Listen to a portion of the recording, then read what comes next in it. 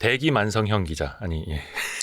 한국경제신문의 안재광 기자님 모셨습니다. 어서 오세요. 네, 반갑습니다. 안녕하세요. 안재광입니다. 언제도 책도 쓰시고요. 네. 원래 요거 유튜브 콘텐츠였죠?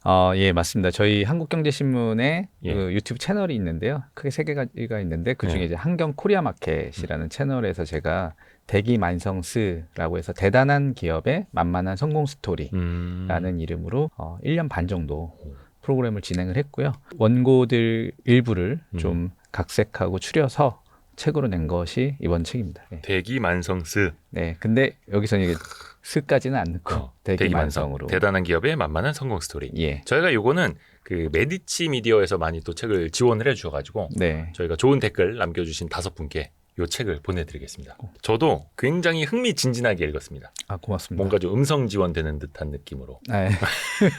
그리고 또 투자자분들이 특히 그 기업의 스토리에 많이 또 주목을 하시거든요.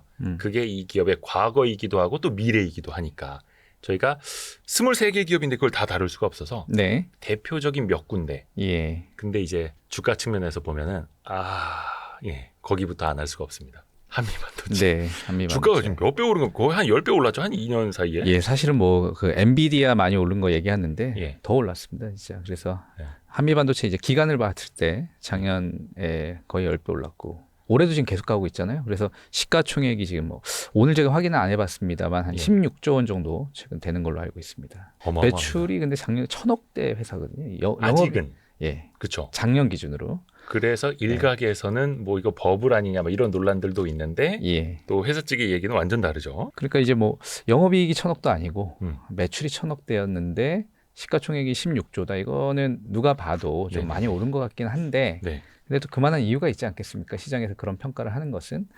그래서 이제 뭐 그런 얘기들을 조금 해보면 좋을 것 그 같습니다. 한미반도체에 대해서 제목을 삼성도 두 손 들게 한 전투력 만렙의 강소기업이라고 쓰였어요. 예. 여기에 시작은 어떻게 되는 겁니까? 한미반도체는. 그러니까 제가 중소기업부를 출입을 했었는데 네. 2013년도에 당시 이제 박근혜 정부 때 음. 창조경제 활성화해서 중소기업들을 많이 육성하는 정책들을 펼쳤고요. 네. 그 가운데 하나로 한미반도체가 금탑 산업훈장, 예, 굉장히 명예로운 그쵸. 상이죠.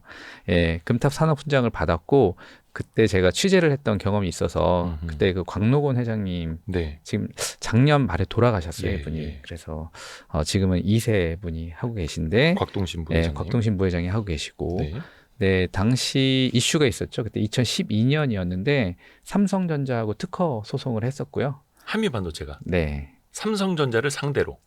그렇죠. 그러니까 이제 이게 그 당시 굉장히 언론의 주목을 많이 예. 받았어요. 그래서 그 한미반도체는 삼성전자의 그 반도체 장비를 납품하는 어떻게 보면 갑을 관계인 회사이고요. 그냥 협력사였는데. 네.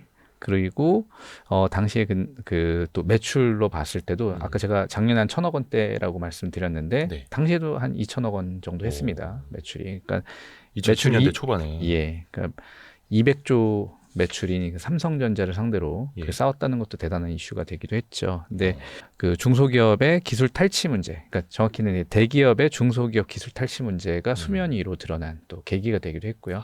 예, 그래서 여러모로 의미가 있었던 소송이었고 그 특허 소송은 결국에는 그 한미반도체 일부 승소로 판결이 나서 기술 특허 침해가 일부 인정이 돼서 200억 소송이었는데 20억을 배상하라는 판결이 나왔고요. 그래서 그때 그런 이슈가 불거졌을 때 마침 또 그 상을 받으시는 자리에 제가 인터뷰를 할 기회가 있어서 말씀을 들어봤는데 네. 그 원래 이 중소기업, 중견기업 분들 오너 경영자들이 말씀을 굉장히 가려서 하세요. 아시지만. 그쵸. 네. 아무래도 이제 기업인들이 불이익을 받을 수도 있다 보고 그리고 또 대기업하고 이제 상대를 하다 보니까 말 한마디가 그 대기업의 심기를 또 거스를 수도 있고 그런데 그쵸. 이분은 굉장히 거침없이 말씀하는 스타일이셨어요. 고 광노관 회장님이요? 맞습니다. 그래서 인상이 깊었던 회사였는데 예. 그렇게 이슈가 됐던 회사가 작년에 또 한 번 이슈가 됐었어요. 네네네. 국내에서 개인 투자자분들께서는 배터리를 좋아하시는 분들 그리고 반도체를 좋아하시는 분들 이렇게 좀 나눠져 있었는데 이 양쪽이 좀 마치 팬클럽처럼 싸우는 또 양상을 보이기도 했던 현상이 나타났죠 당시에. 예. 2010년대 초반으로 거슬러 올라가면은 한미반도체라는 작은 협력사가 네. 삼성전자를 상대로 소송을 건 것도 특이했었고 근데 그거를 고 광노건 회장님이 당시에 또 굉장히 강한 어조로 네. 이야기를 하셨었고 그게 또 언론에 많이 보도가 됐었을 거 아니에요. 네. 삼성에서는 뭐라고 안 하던가요? 삼성 쪽에서도 굉장히 근데 뼈 아픈 부분이었죠, 사실은. 네. 삼성전자의 자회사를 세워서 삼성전자에서 납품받던 장비를 비슷한 기술로 자기들이 만들어서 내재화했다. 내재화라는 표현이 맞는지 모르겠습니다만, 그래서 당시에 그 삼성전자 입장에서는 그 부분에서 굉장히 반박을 많이 했는데 결국에는 법원 판결이 그걸 보여주는 것이니까요. 근데 문제는 이제 이런 장비 회사들 같은 경우는 특정 대기업, 예를 들면 뭐 반도체를 전 세계에 만들 수 있는 나라 기업이 별로 없잖아요. 네. 그래서 이제 삼성전자와 관계가 끊어지면서 네. 삼성전자에 납품을 못하게 됐고, 그러면 한국에서 반도체를 네. 만들 수 있는 기업은 하이닉스밖에 없죠. 네네. 그래서 하이닉스하고 대부분 거래를 했고요. 그리고 이제 대만의 기업들하고 일부 거래를 좀 했었고, 이렇게 해서 아까 말씀드린 매출 2천억 원 안팎이 계속 이어졌어요. 그러니까 뭐 크게 10년 넘게. 예, 1,000억 원대도 가끔 하고, 뭐 아주 잘 벌면 3천억 원대 매출까지도 가고 이랬던 회사인데, 작년에 그런 뭐 거품 논쟁이 있을 정도로 주가가 굉장히 많이 치솟으면서 이슈가 됐고, 네. 그런데 뭐 그 논쟁 이후에 지금 와서 돌이켜 보면 거품이 아닌 걸로 주가를 보면 알 수 있죠. 네. 어떻게 보면 10년 넘게 삼성과의 거래가 없었었는데 그 사이에 한미 반도체는 체질을 엄청나게 또 개선을 해왔고, 예. HBM 시대가 이제 도래하면서 하이닉스와 함께 또 엄청난 이제 성장을 또 구가하고 있는 상황인 거고. 근데 이제 지금 상황대 되면 또 아시겠습니다만, 아시는 분들은 아시겠습니다만, 한미 반도체가 그럼 이제 삼성이랑 다시 거래를 하는 거냐 안 하는 거냐, 이게 지금 완전 핵심이더라고요. 그러니까 이제 HBM에 대한 좀 이해가 좀 필요하죠, 이게. 네. 예, 뭐 다 많이 아시겠습니다만 간단히 설명을 드리면, 이제 HBM이라는 거는 D램을 층층이 쌓아 올려서 아주 초고성능 D램화 시킨 거고, 이걸 엔비디아의 GPU하고 붙여서 TSMC에서 패키징 해갖고 하나의 그 커다란 기판으로 판매하고 있는 것이죠. 네. 그런데 그 HBM이라는 게 과거에는 삼성전자도 있었고 하이닉스도 개발하고 있었지만, 하이닉스 제품이 엔비디아로부터 채택을 받았고, 그걸 이제 TSMC에서 하나로 붙이는 걸 하고 있고, 그걸 이제 다 붙여서 이제 판매를 하는 건데, HBM이 아까 말씀드린 대로 D램을 붙여서 층층이 쌓아 올린 것이니까 붙이는 과정이 필요하거든요. 네. 그걸 이제 TC 본더가 필요하다고 그러는데, 그래서 이제 TC 본더를 만드는 회사가 한미반도체인데, 네. 원래 이 반도체는 전공정이 있고 후공정이 있지 않습니까? 그래서 전공정에 있는 장비 회사들이 고부가 가치 제품들, 예를 들면 뭐 네덜란드 ASML 같은 회사들이죠. 노광 장비로 회로를 그리고, 뒷면에 있는 후단에 있는 패키징 회사들은 별로 그렇게 부가가치 높다는 평가를 받지는 못했어요. 그냥 어느 정도 뭐 외주 뭐 이런 개념이 좀 많았죠. 그래서 뭐 그리고 뭐 반도체 웨이퍼가 있으면 그걸 뭐 자르고 뭐 붙이고, 그리고 뭐 식각하고 이런 작업들에 필요한 장비였는데, 2나노, 3나노 뭐 이렇게 가니까 전공정 장비들의 그 가격이 수천억 원대로 치솟고, 또 한편으로는 그 반도체 기업들의 그 투자비가 너무 많이 오르니까 이거를 그 나노 공정을 더 미세하게 하는 것보다 더 효율적으로 할 수 있는 게 무엇이 있을까, 이게 찾아보다가 본 게 이제 패키징 과정이고, 후면 쪽에 그 패키징 과정에서 지금 D램 같은 경우 층층이 쌓아 올리는 기술도 있고요. 아니면 이제 회로를 기판하고 붙일 때 반도체를 이렇게, 우리 반도체 보면은 다리같이 해갖고 회로를 이렇게 다 붙여놓잖아요. 근데 그런 것들을 이제 없애고 직접 같은 거. 그런 것들을 다 직접 하는 것들이 이제 패키징 과정이라고 하는데, 그런 과정이 이제 발달하면서 한미 반도체 공정이 장비가 공정에 많이 쓰이게 있는데, 하이닉스가 지금 HBM 쪽에서 잘하다 보니까 이제 삼성전자 같은 경우 최근에 뭐 로이터에서 기사도 나왔습니다만, 뭐 이게 엔비디아의 테스트를 통과했냐 마냐 갖고 지금 논쟁 중이잖아요. 사실은 지금 이제 5월 말까지도 안 되고 있다. 예, 지금 현재 기준으로는 안 되고 있고요. 근데 미국의 마이크론도 이거를 지금 하겠다고 얘기를 했고, 이미 그 한미 반도체 공시를 했습니다. 그래서 이제 마이크론의 장비를 납품하는 것들이 계약이 이미 공개가 되어 있고요. 그러니까 HBM을 좀 한다라고 하는 세계의 3개 회사 중에서 그 2개를 한미 반도체가 TC 본더를 이제 공급하고 있고, 그렇죠. 삼성전자는 아직 한미 반도체의 손을 안 잡고 있고. 그래서 이제 한미 반도체가 삼성전자에 납품하냐 마냐도 관심이 굉장히 가지만, 사실 이건 이제 삼성전자한테도 굉장히 중요한 거죠, 사실. 다 아시겠지만 이제 삼성전자는 반도체 중에서도 메모리 반도체 쪽에서 절대적인 강자였는데, 이 HBM은 메모리 반도체에 속하는데 하이닉스한테 주도권을 뺏긴 것은 굉장히 뼈아픈 것이죠. 그러니까 파운드리 쪽, 그 TSMC하고 경쟁하는 분야에서는 그건 원래 본진이 아니었으니까 그거는 좀 졌다고 해도 뉴스가 아니지만 네. 이 HBM 메모리 반도체 쪽에서 진 것은 이것은 삼성전자 입장에서는 정말 큰 것이고 이거를 회복하기 위해서 여러 가지 것들이 필요할 텐데 그 중에 하나가 그 양산과 수율 문제일 텐데요. 네네네. 수율이 지금 잘 안 나온다고 알려져 있으니까요. 네. 근데 이 한미 반도체 장비는 이미 양산 단계에서 쓰인 경험이 있으니까 그렇죠. 검증이 된 장비고. 그렇죠. 검증된 장비고, 그러니까 네덜란드의 그 고부가 가치 장비를 만드는 회사들 같은 경우 아직까지 본격적으로 이 장비를 만들고 있지는 않거든요. 돈이 되면 당연히 할 수도 있겠지만 뭐 배시 같은 회사들이나 이런 네, 회사들이 전공정 쪽에 있거나 혹은 메모리 반도체가 아닌 비메모리 반도체, 시스템 반도체 쪽에 집중하고 있기 때문에 이 회사들이 만약에 진입을 한다면 한미 반도체도 위협적일 수는 있겠으나 아직까지 지금 기준으로 봤을 때는 한미 반도체만큼의 HBM에 좋은 장비는 없다. 그러니까 검증됐다. 그래서 그 기대감 때문에 지금 주가가 이렇게 많이 오른 것이고요. 그러니까 한미 반도체도 많이 오른 거 싶은데 그러면 또 한 번 네. 계단식으로 많이 오른 것 같은데 싶으면 또 한 번. 근데 최근에 저도 이제 건너서 들은 얘기로는 한미 반도체도 삼성전자 쪽에 이제 영업을 또 열심히 하고 있고 삼성전자도 이제 뭐 미팅을 좀 했다라는 보도나 전언들이 좀 나오고 있죠. 애널리스트들도 그런 이야기를 좀 하고 있고. 근데 요거는 이제 공식화되기까지는 좀 또 기다려봐야 되는 거고요. 네. 회사 쪽이 공식적으로 또 확인을 해야 되느냐. 사실 뭐 한미 반도체가 그걸 확인해 줄 수는 없을 거예요. 그렇죠. 아무래도 또 이제 네. 고객사 이야기일 테니까. 예. 근데 이거는 삼성전자 이제는 자존심 얘기가 아닙니다. 그렇죠. 기술력으로 이제는 또 증명을 또 해야 되는 거고요. 네. 그래서 한미 반도체도 예전에는 소우 싱귤레이션이라고 하나요? 소잉 앤 플레이스먼트. 그렇죠. 예. 자르고 갖다가 자리하고 뭐 레이저 마킹하고 요런 것들 하다가 이제는 TC 본드로 완전히 이제 격이 다른 회사가 되는 거고요. 혹시 곽동신 부회장님은 혹시 만난 적은 있는데 그때 이제 2013년 이때는 선친께서 워낙 경영 활동을 활발하게 하고 계셨고 곽동신 부회장께서는 BMW 수입 하는 그 수입상 회사가 있었거든요. 네네네. 그런 역할을 좀 하시고 계셨어요. 당시. 근데 지금은 완전히 이제 예. 곽동신 부회장이 뭔가 좀 오너십을 좀 발휘하고 있고 예. 경영도 굉장히 잘하고 계시는데 이제 대외적으로는 좀 잘 활동을 안 하시더라고요. 그렇더라고요. 그래서 예. 뭐 와이스트리트 참 곽동신 부회장님 인터뷰 하고 예. 싶은데 그래서 예전에 반도체 분야에서 많은 분들이 제일 아쉬워했던 게 그거거든요. 삼성전자, 하이닉스 그 밑에는 시가총액이 10조도 안 될 정도로 한 2년 전까지만 해도 그 다음으로 시총 비중 제일 큰 게 뭐 DB하이텍 뭐 한 3조, 4조 막 요럴 때였으니까. 근데 이제는 거의 한 10몇 조 원대 기업이 그 중간에 탄생을 했다라는 게 또 의미가 있겠네요. 근데 이제 아직까진 기대감이니까 이걸 이제 현실화 시켜줘야 될 것 같아요, 회사가. 그래서 지금 1분기 실적 정도 나왔는데 700억 원대 매출이 나왔는데요. 올해 매출 목표로 밝힌 5천억 원대 매출, 그리고 이제 내년 1조 원대 매출이 가능하려면 일단 장비를 많이 수주해야 되고 실제로, 그리고 그것들을 이제 가시화시키면서 투자자들한테 이걸 보여줘야겠죠. 입증을 시켜야 되는 과제가 있습니다. 25년 매출 목표가 1조 원인 거예요? 한미 반도체? 예. 이거는 회사 측에서 밝힌. 회사 쪽에서 밝힌. 그 배터리 분야로 좀 한번 넘어가 볼까요? 네. 근데 배터리는 원체 그 셀 업체들은 너무나 유명하고 양극재 기업들도 굉장히 유명한 회사들이 많습니다. 네. 그런데 누구나 한 번쯤은 이름은 들어봤지만 원체 지배 구조도 복잡한 회사가 하나 있지 않습니까? 네. 하는 사업도 굉장히 넓고. 예.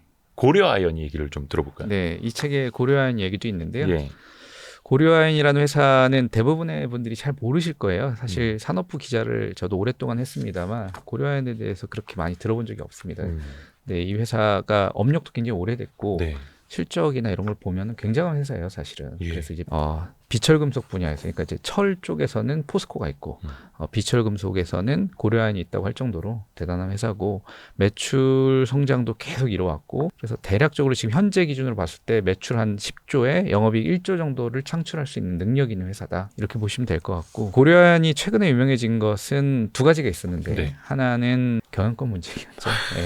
네. 예. 그래서 여기는 뭐 장실가와 최실가가 설립한 회사로 알려져 있고, 최근에 이제 경영권 분쟁이 두 집안에 있어서 기사가 많이 나왔고 실제로 뭐 분쟁이 있는 걸로 지금 밝혀지고 있고요. 그 두 번째로 이 회사가 재작년이네요. 네. 2022년부터 배터리 사업을 본격화하겠다.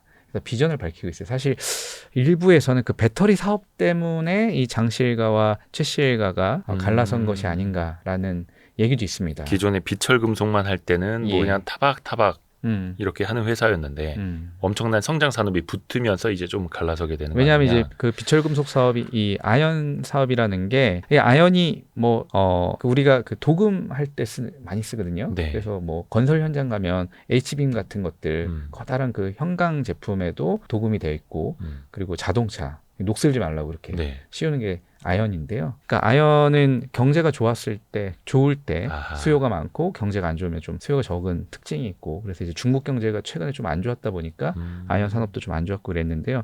이 산업은 그래도 안정적으로 매출과 이익이 나는 특징이 있는데 네. 이 회사에서 최근 2, 3년 그 지금 최씨일가 분들이 네. 경영을 하고 계세요. 예. 장씨일가 분들이 지분은 더 많지만 근데 이분들이 2차 전지 사업 쪽으로 이제 하겠다고 하면서 좀 이견이 있었던 건 아닌가. 왜냐하면 이제 대규모 투자도 필요하고요. 네. 그리고 배터리 사업을 고려아연이 하는 게 맞는가에 대한 뭐 좀 이견도 좀 일부 있었다고 알려져 있습니다. 영풍 쪽에서는 예. 영풍과 장씨 일가 측에서는 고려아연이 배터리 쪽으로 좀 치고 나가는 것에 대해서 조금은 그러면 보수적으로 부정적으로 봤던 걸까요? 영풍 쪽에서 직접 하려고 했다는 말도 있고. 예. 그 사업을 부정적으로 본 게 아니라 예, 맞습니다. 주도권을 누가 쥐느냐. 네. 근데 이제 고려아연은 기존에 이제 아연 같은 거 이제 정광을 하면서 이제 마진을 일으켰던 그런 회사이고. 네. 근데 아연을 정광을 할 때도 나오는 부산물이라고 해야 되나? 그게 어떻게 보면 배터리 산업의 또 소재로도 이어진다면서요. 네, 맞습니다.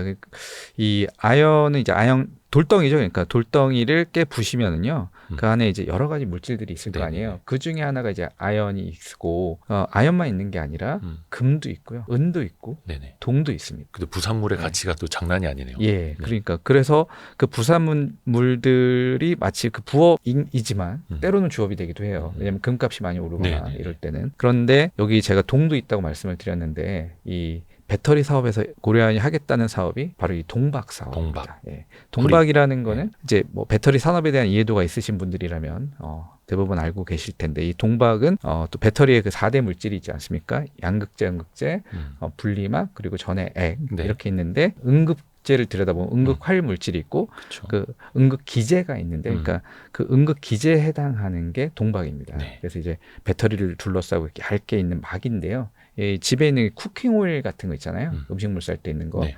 그거를 더 얇게 했다고 보시면 돼요. 쿠킹 호일보다도 훨씬 더 얇게. 훨씬 얇고 훨씬 더 넓고 예. 그래서 안 끊어지게 길게 뽑아낼 수 있는 게 기술이라고 그게 하더라고요. 능력, 예. 그런데 이 동박을 사업을 하려면 지금 한국에도 SK 넥실리스라든지 예, 아니면 예. 일지머티리얼스가 이제 롯데로 바뀌었죠. 롯데그룹 인수해서 이렇게 이런 잘하는 회사들도 있는데 왜 뒤늦게 고려아연이 동박 사업을 하겠다고 뛰어든 것인지 이렇게 들여다보면은 아까 말씀드린 그 동을 자체적으로 생산을 하고 있거든요. 이미 거기서 구리가 나오고 있기 때문에 네. 그걸 활용하면 된다. 맞습니다. 그걸 그냥 자기들이 네, 생산하는 거를 네. 그대로 재료를 사올 필요가 없잖아요. 네. 그걸 그대로 하면 되니까. 그래서 남들은 재료를 사와야 될 때 오히려 자기들은 그 재료를 활용해서 그러니까 수직 계열화를 한 것이 동박 사업이라고 보면 되고요. 그런 사업들이 많아요. 그러니까 그 배터리 사업 중에 또 하나가 뭐냐면 양극재. 그러니까 우리가 흔히 NCM 뭐 NCA 뭐 이런 네. 얘기 하잖아요. 그래서 네. 리튬, 코발트, 망간 뭐 네. 섞으면 NCM이고 뭐 이런 식으로 되는데 그 양극재를 만들기 전 단계가 바로 전구체. 전구체. 네, 그럼 전구체 전 단계가 뭐냐면 황산 니켈, 뭐 황산 코발트 뭐 이런 식으로 되거든요. 네. 근데 그 황산 니켈을 이미 LG 화학하고 고려 아연이 합작한 캠코라는 회사가 있습니다. 그 회사가 옛날부터 만들고 있었어요. 네. 그 황산 니켈을 활용하면 전구체가 네. 되고요. 그 전구체가 바로 양극재 재료가 되는데 현재 그 중국 기업들이 그 전구체 사업들을 대부분 장악하고 있어요. 그래서 이 LG 에너지 솔루션이 LG 화학으로부터 양극재를 사오면 근데 LG 화학은 그 양극재를 만들기 위해서 중국 업체들로부터 이 전구체를 납품을 받아야 되는데 이걸 네. 자기들이 직접 하려고 하다 보니까 비슷한 사업이긴 하지만 여기에 사업 업력이 있는 고려아연 같은 회사를 끌어들여서 같이 하는 겁니다 지금. 그런데 그 전구체 사업을 좀만 확장하면 양극재가 되잖아요. 네. 그러니까 이 고려아연은 황산 니켈부터 전구체 그리고 양극재까지 아우르는 요 수직 계열화를 지금 하고 있다고 보시면 돼요. 그래서 그 밸류 체인이 그렇게 완성이 되는. 그렇죠. 근데 그게 네. 또 어떻게 보면 이제 아연을 정광하는 과정에서부터 나오는 그런 동을 또 활용을 하고 어떻게 보면 이제 사업 시너지가 날 수 있는 그 방향으로 가고 있는 거네요. 네. 그래서 제가 예전에 이렇게 시가총액 상위 종목 기업들 혹은 재계순위 상위 기업들을 이렇게 들여다보고 있으면 네. 배터리와 관련한 사업을 안 하는 회사가 거의 없더라고요. 그래서 예를 들면 1등 삼성 하고 있죠. 네. SDI가 하고 있고 2등인 현대차, 네. 3등 SK. 요즘 뭐 2등, 3등이 SK와 예. 현대차 바뀌긴 합니다만 계속. 그리고 4등 LG 당연히 하고 있고. 쭉 보면 다 그래요. 뭐 포스코도 그렇고 롯데도 하고. 그렇고. 그런데 이 제가 재계 총수라고 생각을 하면 네. 야, 이거 우리 회사도 배터리를 해야 되나? 이런 생각이 당연히 들잖아요. 당연히 고민하겠죠. 예, 고민할 수밖에 없고. 그래서 고려아연이 처음에 할 때는 이런 좀 트렌디하게 네. 이 굉장히 좀 뭐랄까 이 시대의 흐름을 따라가는 거 아닌가라는 생각이 들었었는데 네. 이렇게 제가 말씀드린 대로 내용을 들여다보면은 원래 이 회사는 배터리와 관련한 간접적 혹은 직접적인 사업들을 이미 하고 있었기 때문에 이 생뚱맞은 사업은 아니에요, 사실. 유행 따라가는 건 아니다. 예, 맞습니다. 근데 여기는 이제 그 지배 구조가 또 어떻게 달라질지 아직은 확정이 안 된 거잖아요. 지금 이제 경영권 같은 경우는 최영범 회장이 이미 예. 갖고 계시니까 이거를 경영권을 바꾸려면 그러니까 이사진을 다 교체하거나 하려면 주총을 또 열고 그 주총에서 또 신규 이사진을 세우는 것들이 영풍이 만약에 하고 싶다면 그렇게 해야 되는데 그건 쉽지는 않을 겁니다. 왜냐하면 이제 최씨일가 쪽에서 이미 우호 지분들을 많이 끌어들여 놨어요. 그래서 이제 한화라든지 한화, 현대차그룹, 예. LG화학이 그러면은 예. 최윤범 회장 쪽의 백기사라고 해야 될까? 우군이라고 봐야 돼요. 그렇죠. 예. 아까 말씀드린 대로 여러 가지 사업적으로 이미 얽혀 있거든요. 그러면서 지분 관계가 얽히고 사업 관계가 얽혀 있기 때문에 이거를 뭐 순식간에 우리는 영풍 쪽으로 돌아서겠습니다. 이렇게 하기는 어렵지 않을까. 예. 그래서 영풍도 한 25% 그리고 장형진 고문 측의 특수관계인이 한 6.8% 정도는 갖고 있지만 네. 이제는 사실상 내부적으로 좀 갈라서 있는 네. 그래서 이제 최대 주주이지만 최대 주주는 아닌 약간 이상한 동침 관계가 지금 이어지는 겁니다. 물론 이제 역사적으로 오래되긴 했습니다만. 근데 이게 사실 그런 것 같아요. 그러니까 네. 이제 대기업들이 그 네. LG가 대표적인 경우인데 다 아시겠지만 이 구씨일가하고 허씨일가가 동업해서 만든 회사였고요. 그래서 그 회사가 이제 나중에 이제 2세, 3세로 가면서 GS 계열로 분리가 되고 또 뭐 그 LG 계열도 뭐 LIG라든지 뭐 LX라든지 뭐 여러 가지 계속 분리가 되지 않았습니까? 네네네. 그렇게 해서 계열 분리되는 회사들이 있고 아니면 2세, 3세 가도 그대로 이제 그 동업 관계를 가는 관계가 있는데 이 고려아연이 그런 케이스인 거죠. 사실 따지고 보면 오래 같이 갔죠. 예. 예. 근데 이제 LG나 GS 그룹의 아주 원만한 계열 분리는 굉장히 독특했던 사례고요. 그 동업이 어떻게 싸우지 않고 문제도 일으키지 않고 그렇게 했던 건 되게 이제 특이했던 사례고 언젠가 한 번쯤은 충돌을 하는 게 또 일반적이라고 또 볼 수 있을 텐데. 사실 뭐 그 대기업의 경영권 분쟁은 너무나 저희가 익숙하잖아요. 그쵸. 예. 근데 그게 이제 저희도 그런 것 같아요. 그러니까 뭐 4촌 정도까지는 뭐 대충 아는데 6촌 되고 8촌 되고 그래도 10촌 되고 다른 집이고. 예. 그러면 뭐 여기 같은 성씨긴 한데 나랑 어떻게 관계 있는지도 잘 모르겠고 이러면 그게 동업 관계가 형성이 될까? 그쵸. 친족 관계라 하더라도요. 뭐 한국타이어 그룹도 그렇고 롯데그룹도 그렇고 뭐 형제들끼리도 그냥 뭐 피만 안 났지 뭐 엄청난 전쟁을 벌이고 있는데 여기는 그래도 이제 집안이 다른데 또 그래도 오랫동안 어떻게 보면 동업을 또 잘 해왔다. 예. 이렇게 볼 수도 LG 있는 같은 거고요. 경우도 지금 뭐 그렇게 기사가 많이 되진 않았지만 네네. 일부 또 가족 간에 구광모 소송을 회장의 하면서 그, 예. 이게 또 뭐 이게 뭐 양자로 이렇게 들어오시다 보니까 예. 그 이제 직접적인 그 혈연 관계 있으신 분들은 조금 그 불편하실 수 있죠. 예. 왜냐면 지분을 또 많이 주셨으니까요.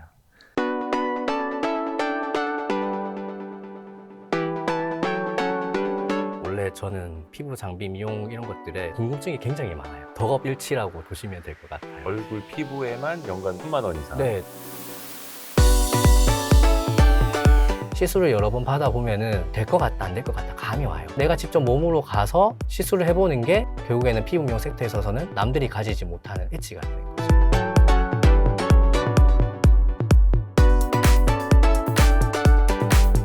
서두르세요. 고정 댓글을 확인하세요.